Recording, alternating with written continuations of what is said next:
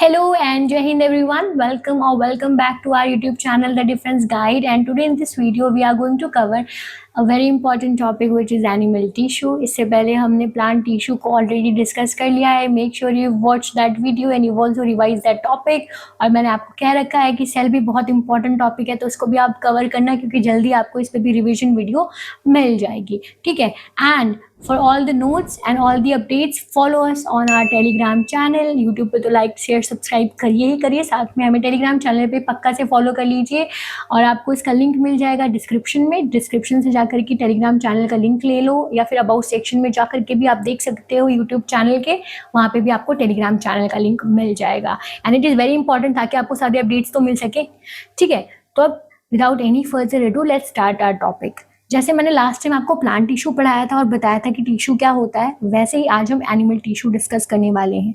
Animal tissue जो होता है बेसिकली 4 टाइप के टिश्यूज में इसको डिवाइड कर सकते हैं हम. Epithelial tissue, muscular tissue, connective tissue and nervous tissue. ठीक है, एक एक करके सब अच्छे से देखेंगे क्योंकि एग्जाम में से रिलेटेड क्वेश्चन आता है. ठीक है, अच्छे से 2-3 पेजेस में मैंने इसको समअप कर दिया है. 3 से 4 पेज हो गए उसके, क्योंकि मैंने थोड़ा अच्छे से लिखा हुआ है. आप जब भी नोट्स बनाना तो काफ़ी क्रिस्प और छोटे बनाना.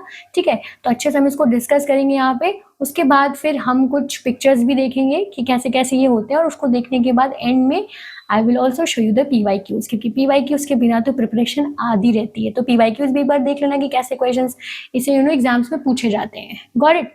तो चलो टॉपिक को शुरू करते हैं. सबसे पहले जैसा मैंने आपको बताया कि 4 टाइप में एनिमल टिश्यू को डिवाइड कर दिया है हमने. जो एपिथेलियल टिश्यू होता है वो टिश्यू आउटर कवरिंग होती है. हमारी जो भी ऑर्गन्स होते हैं या हमारी जो बॉडी होती है उसके ऊपर जो आउटर कवरिंग होती है ना, जो कवर करती है लेयर, उसको वो एपिथेलियल टिश्यू कहलाती है. और उसके भी टाइप्स हैं: simple squamous, stratified squamous, columnar epithelium, ciliated columnar epithelium, cuboidal epithelium और ग्रैंडुलर एपिथेलियम. इसको हम अच्छे से देखेंगे. और मस्कुलर टिश्यू के भी ऐसे 3 टाइप्स डिवाइड हो जाते हैं. ठीक है, स्ट्रिएटेड, नॉन स्ट्रिएटेड और कार्डियक. और कनेक्टिव के भी ऐसे ही 3 टाइप्स, जो कि connective tissue properly and supportive connective tissue और फ्लूइड कनेक्टिव टिश्यू होता है. हमें यहाँ पे इंपॉर्टेंट ब्लड है, काफ़ी कार्टिलेज है, बोन है. ठीक है, ये सब थोड़ा एडिपोज है, देखना है. यहाँ पे हमारे लिए स्केलेटल और स्मूथ मसल और कार्डियक मसल इंपॉर्टेंट है. तो इन सबको अच्छे से, जो इंपॉर्टेंट है उसको ज़्यादा अच्छे से देखना है और बाकी सबका थोड़ा सा ओवरव्यू ले लेना है. ठीक है, शुरू करते हैं सबसे पहले एपिथेलियल टिश्यू से. जैसे मैंने आपको बताया कि एक प्रोटेक्टिव टिश्यू होती है. ठीक है, ये एक बैरियर की तरह काम करती है क्योंकि ये डिफरेंट बॉडी सिस्टम्स को सेपरेट रखती है. ठीक है, जैसे कि आपका हाथ हो गया, तो आपके हाथ पे ऊपर जो स्किन है, ठीक है, ये आपका हाथ हो गया, तो ये जो स्किन है ये, ओहो इसकी तो 6 उंगलियां हो गई, तो उसकी जो स्किन होती है वहाँ पे आपको क्या मिल जाएगी? एपिथेलियल टिश्यू मिल जाएगी. जो एपिथेलियल टिश्यू होते हैं ना, इनमें लगभग कोई भी इंटरसेलुलर स्पेस नहीं होता है क्योंकि ये काफ़ी कॉम्पैक्ट होती हैं.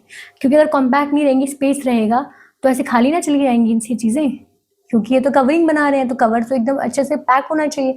तो इसीलिए ये काफ़ी पैक्ड होती हैं. But they can be simple और दे कैन बी स्ट्रेटिफाइड.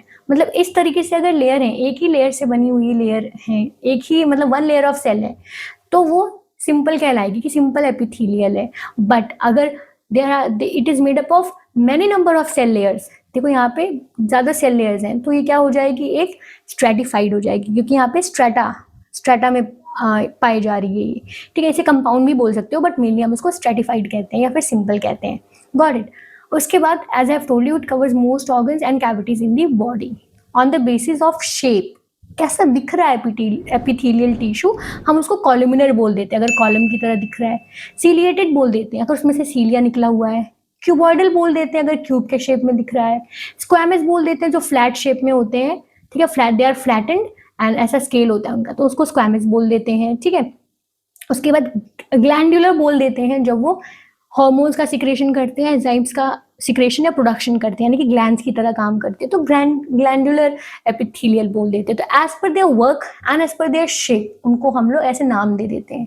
ठीक है, तो जैसा मैंने भी आपको बता दिया, जल्दी से इसको देख लो कि ये जो एपिथेलियल टिश्यू होता है वो ब्लड वेसल्स को, ब्लड कैविटीज को, ऑर्गन्स को, सबको कवर करता है. और जो उसकी लोअर मोस्ट लेयर होती है वो एक बेसमेंट मेम्ब्रेन पे रेस्ट करती है. ठीक है, जो सबसे नीचे एपिथेलियल लेयर होगी वो एक बेसमेंट, मतलब इसके नीचे एक बेसमेंट मेम्ब्रेन होगा, उसके ऊपर ये रेस्ट करती है ऐसे। अब बेसमेंट मेम्ब्रेन्स भी हम नीचे भी पढ़ेंगे, ठीक है। बेसिकली इसका काम है प्रोटेक्टिव, सिक्रेटरी और एब्जॉर्प्टिव भी हो सकता है इसका फंक्शन, कि कुछ सिक्रेशन कर रहा है या कुछ एब्जॉर्प्शन कर रहा है, got it. And it is a protective layer. तो कोई भी चीज आपकी बॉडी में एंटर कर रही है, it has to cross at least 1 layer of epithelium, चाहे 1 लेयर चाहे 2। अगर सिंगल है तो सिंपल, और 1 लेयर से ज्यादा है तो स्ट्रेटिफाइड, ठीक है। अब जल्दी से हम इसके जो टाइप्स हैं, जैसे सिंपल, स्ट्रेटिफाइड, ये सारे टाइप्स हैं, इनको देख लेते हैं। सबसे पहले देखते हैं सिंपल स्क्वैमस एपिथेलियम। क्या देखते हैं सबसे पहले? Simple squamous epithelium. जो सिंपल स्क्वैमस होता है, सिंपल मतलब सिंपल की 1 लेयर होगी आपको, ठीक है। और स्क्वैमस में, स्क्वैमा वर्ड का मतलब होता है स्केल ऑफ स्किन, ठीक है। जो आपके स्किन के ऊपर कैसी टेक्सचर है, कैसा स्केल है, वो उसी से ये टर्म आया है, सिंपल स्क्वैमस एपिथेलियम। ये सिंगल लेयर होती है और काफ़ी क्लोजली फिटेड होती हैं फ्लैटेंड सेल्स। इस तरीके से फ्लैटेंड सेल्स होंगी, इनकी एक ही लेयर होगी, सारी एक लेयर है। मतलब एक तरीके से ये देखो, ये 1 लेयर की ऐसी सेल है, ठीक है। इस तरीके से आपको सिंपल स्क्वैमस देखने को मिल जाएगी। इंपॉर्टेंट इसके लिए है कि मिलते कहाँ पे हैं, ये हमारी माउथ में और हमारे ईसोफेगस में। ईसोफेगस जानते हो क्या होता है?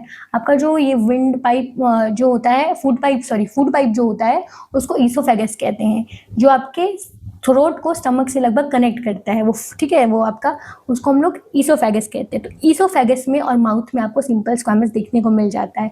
ये प्रोटेक्शन, एक्सक्रीशन या फिर exchange and secretion of coelomic fluids में काम आते हैं। प्रोटेक्शन, एक्सक्रीशन, ये सब, या गैस एक्सचेंज में भी काम आते हैं।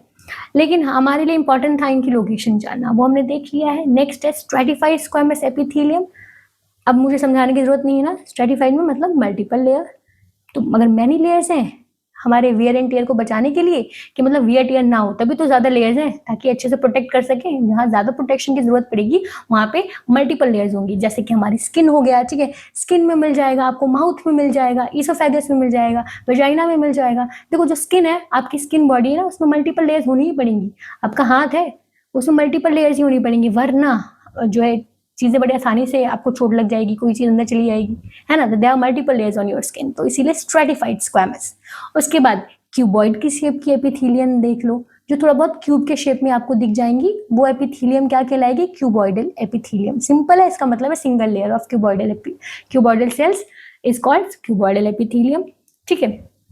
इनका जो फ्री सरफेस ऑफ सेल्स जो है इनका, वो उसमें आपको स्मूथ या माइक्रोवेव, वो स्मूथ भी हो सकता है, मतलब जो सरफेस है वो स्मूथ भी हो सकता है, छोटी छोटी माइक्रोविलाइज भी देखने को मिल सकती हैं आपको, ठीक है। एंड इंपॉर्टेंट क्या है कि ये पाए कहाँ जाते हैं? तो ये पाए जाते हैं डक्ट्स ऑफ ग्लैंड में।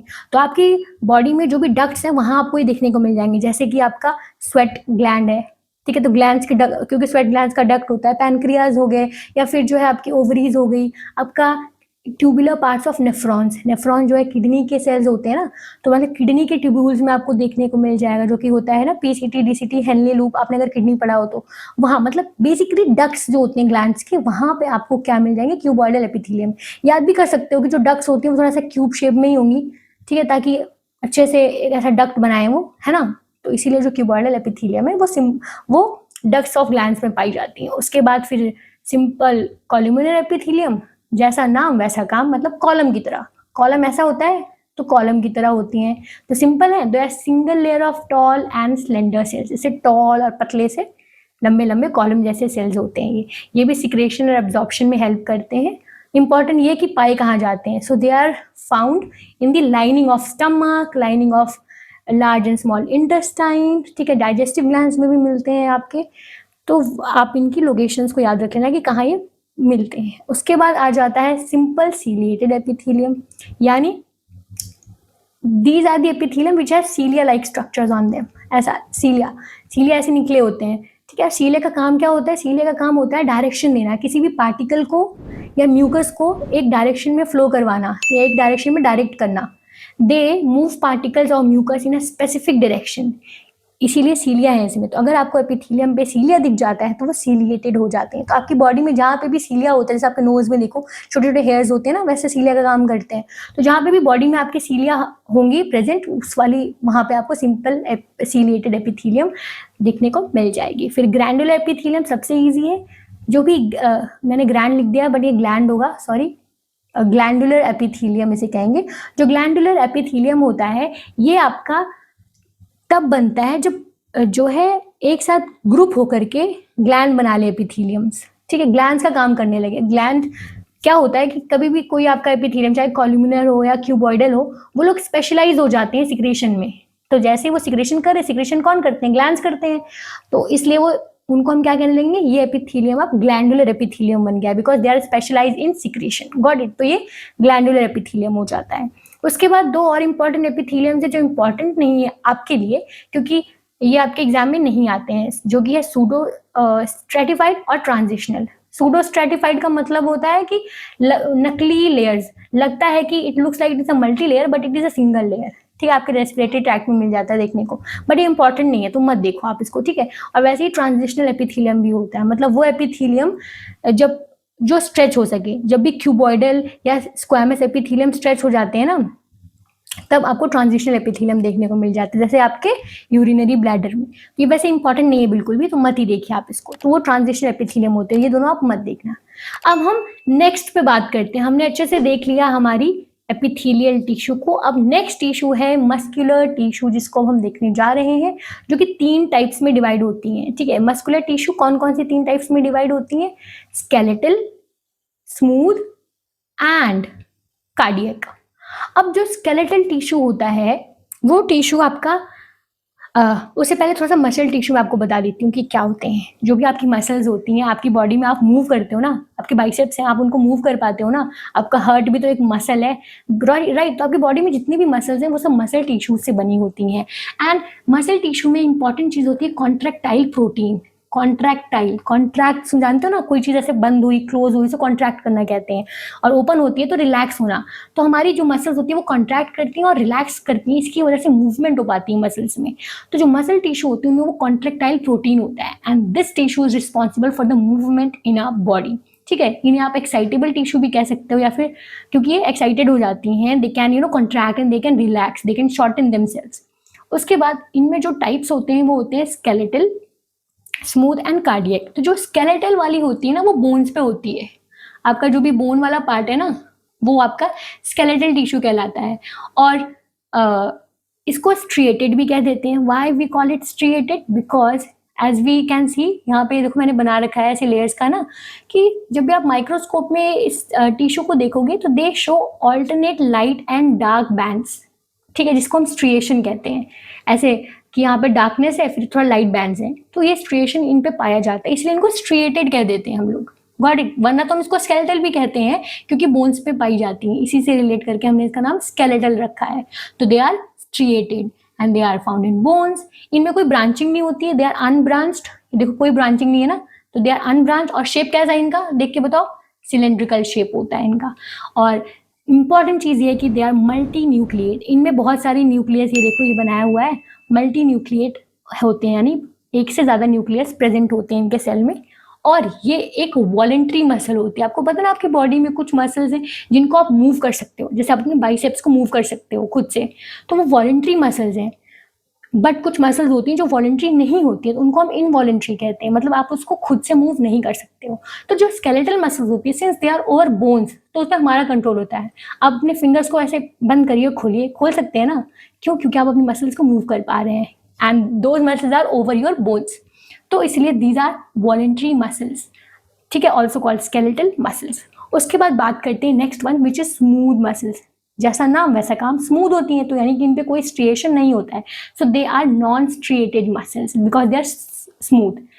तो जैसे कि हमारे स्केलेटल मसल जो है मल्टी न्यूक्लिएट थी, ये यूनी न्यूक्लिएट होते हैं, और ये इनवॉलेंटरी होते हैं, मतलब इन पे हमारा कंट्रोल नहीं होता है, ये खुद से चलते हैं। जो कि आपके जैसे इंटरनल ऑर्गन्स हो गए, आप अपनी किडनी को, अपने लंग्स को, अपने स्टमक को कंट्रोल कर पाते हो, वो खुद से ही मूव करते हैं ना, बट होते तो वो भी मसल्स हैं।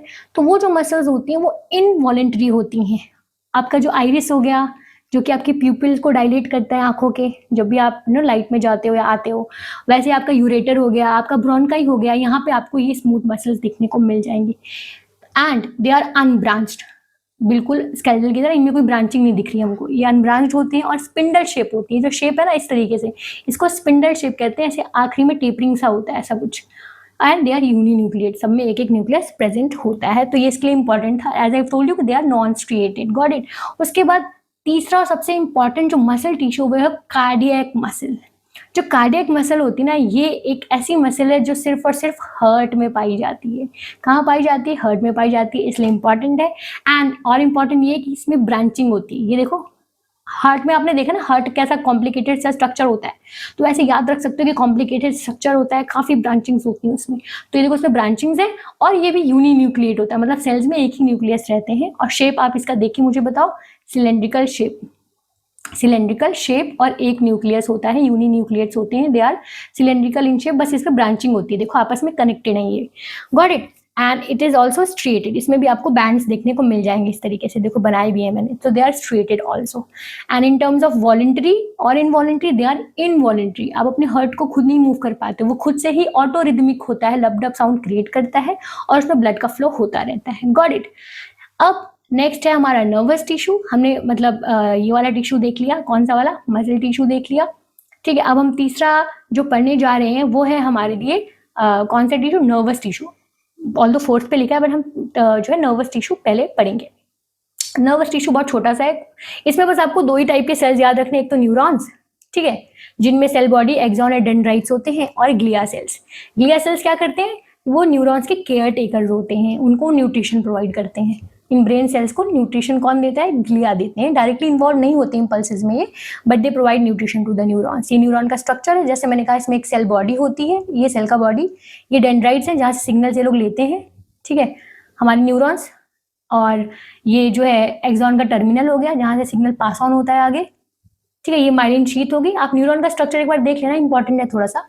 और यहाँ से इंफॉर्मेशन आती है और इस डायरेक्शन में इंफॉर्मेशन जो है वो फ्लो करती है, मतलब यहाँ से रिसीव होगी इंफॉर्मेशन, इम्पल्सेस, इलेक्ट्रिकल इम्पल्सेस वो आगे पास ऑन होते हैं, ठीक है। और जो नर्वस टिश्यू होती है वो आपकी कहाँ कहाँ प्रेजेंट होगी? ब्रेन में, जहाँ जहाँ भी न्यूरल सिस्टम से रिलेटेड है, स्पाइनल कॉर्ड में, आपके नर्व्स में, बस, ठीक है। तो इसके लिए ज़्यादा इंपॉर्टेंट नहीं था, नहीं इंपॉर्टेंट होता है कनेक्टिव टिश्यू, क्योंकि इस एग्जाम में क्वेश्चंस भी आते हैं। कनेक्टिव टिश्यूज में आपके फाइबर्स होते हैं और ये काफ़ी स्कैटर्ड सेल्स होते हैं, मतलब काफ़ी लूजली स्पेस्ड होते हैं ये, ठीक है। एंड इनकी इंपॉर्टेंट फीचर ये है कि they make a ground tissue, जिसे हम मैट्रिक्स कहते हैं। ये एक मैट्रिक्स टाइप बनाते हैं, मतलब एक मैट्रिक्स की तरह होते हैं, जिसके ऊपर एपिथेलियल टिश्यूज जो होती हैं, अदर एपिथेलियल टिश्यूज वो लाई करती हैं। So this is the matrix that they make, ठीक है।